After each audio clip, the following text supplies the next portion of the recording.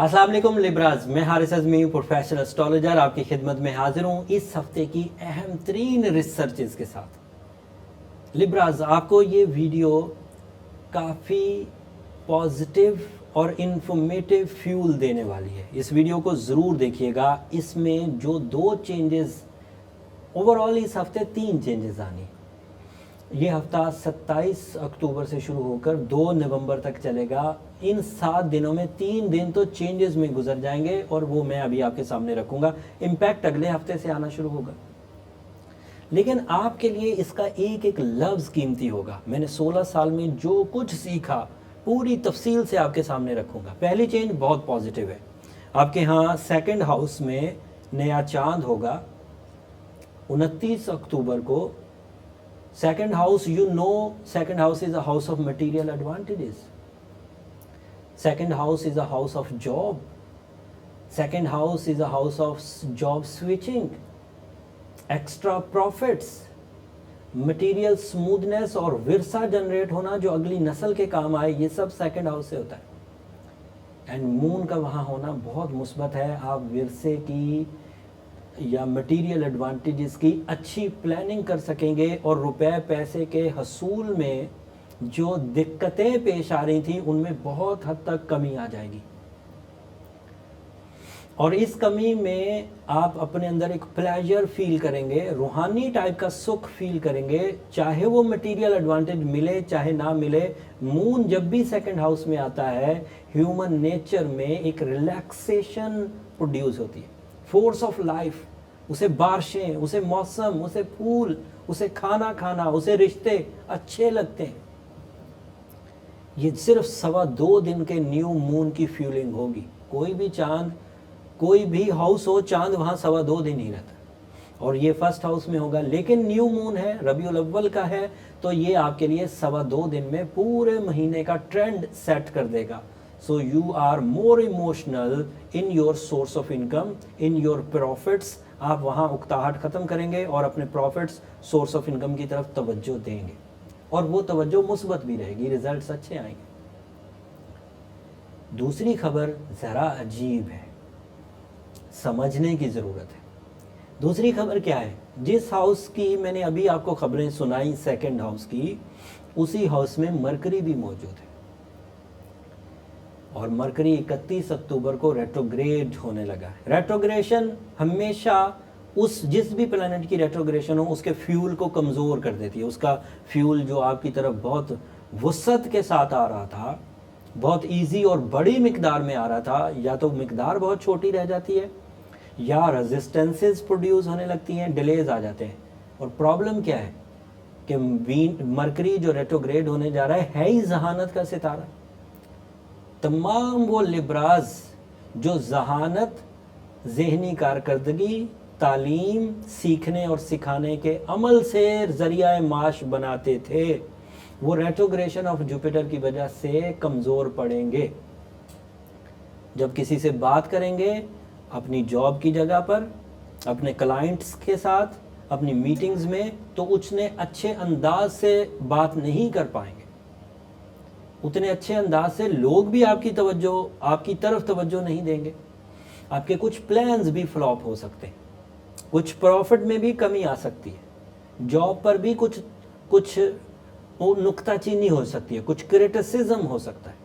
इस असना में डॉक्यूमेंटेशन का काम करना भी मुमानियत रहेगी। डॉक्यूमेंटेशन ना करें, या बहुत ज़रूरी हो तो क्रॉस चेक करके करें, लापरवाही ना करें और वर्बल डिसीजंस ना लें। ज़ुबानी कलामी डिसीजन चाहे छोटी से छोटी चीज़ का हो या बड़ी से बड़ी चीज़ का ना लें, अच्छा नहीं होगा। और फ़िलहाल बहस और तकरार में मुब्तला होना, गैर ज़रूरी तौर पर किसी आदमी की कामों में या उसकी खबरगिरी में मुब्तला होना, वो क्या कर रहा है, ये नुकसान कर सकता है। इन चीज़ों से अभी बचिए। रेट्रोग्रेशन ऑफ जुपिटर यही कुछ कर सकता था, लेकिन अब एक खुशी की खबर सुनिए। जिस हाउस में चांद हुआ उसी हाउस में मरकरी की रेट्रोग्रेशन 2nd की, और उसी हाउस में इस साल का ताकतवर तरीन फेज सेकंड हाउस में सूरज की वजह से मौजूद है। सूरज सेकंड हाउस में, वो मरकरी की रेट्रोग्रेशन को बहुत हद तक बैलेंस कर देगा और उसकी ताकत मरकरी की कमी को कमी नहीं रहने देगी। मुकम्मल ख़त्म नहीं करेगा, लेकिन बहरहाल कुछ ख़त्म कर देगा। कुछ हम लोग रेमेडी से ख़त्म कर लेंगे। रेमेडी मैं आखिर पर आपके हवाले ज़रूर करूँगा।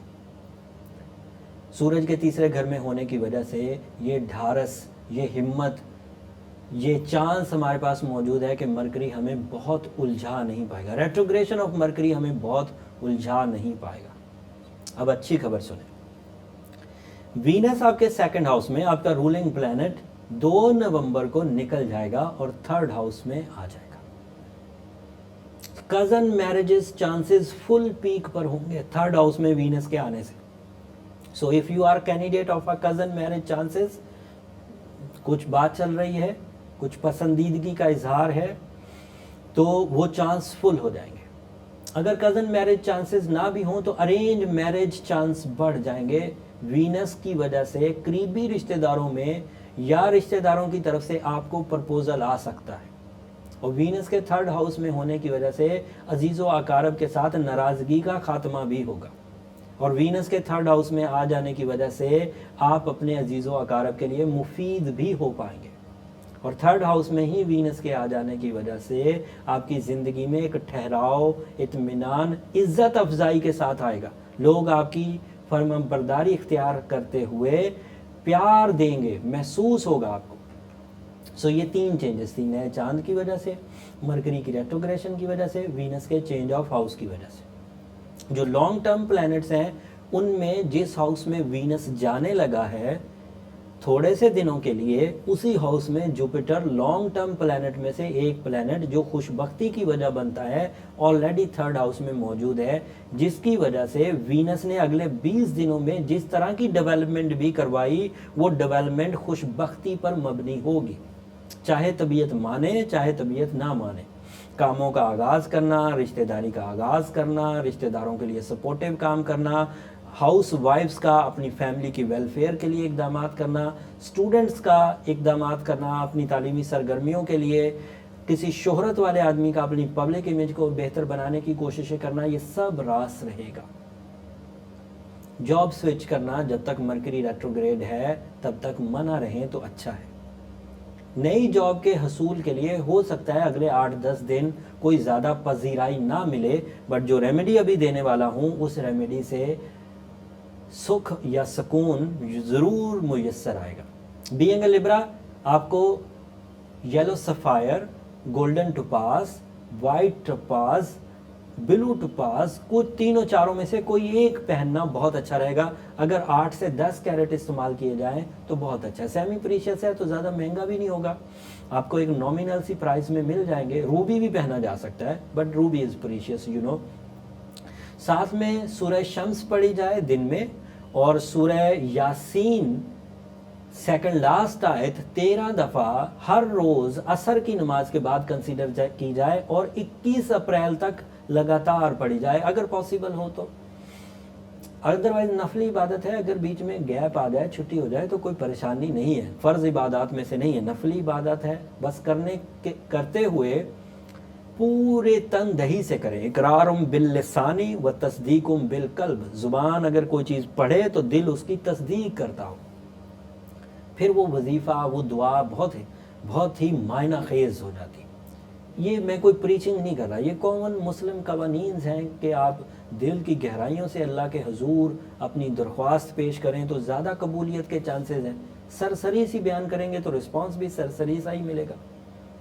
उम्मीद करता हूँ ये 3 चेंजेस को आप अच्छे अंदाज से समझ गए होंगे और इनसे अगले 7 दिनों के डिसीजंस भरपूर लेंगे, चाहे वो रिश्तेदारी के हों, चाहे जॉब के हों, चाहे तालीमी सरगर्मियों के हों, चाहे अजीज़ो अकारब के लिए हों, चाहे पब्लिक इमेज के लिए हों। और जब आप कोई भी फ़ायदा उठा रहे होंगे इन सब इन्फॉर्मेशन को हासिल करने के बाद, तो मेरी दरख्वास्त आपसे यही रहेगी कि मुझे अपनी दुआओं में ज़रूर याद रखिएगा। आपकी दुआएं मेरे लिए बहुत कीमती हैं लिब्रास, इस दुनिया के लिए भी और आखिरत के लिए भी।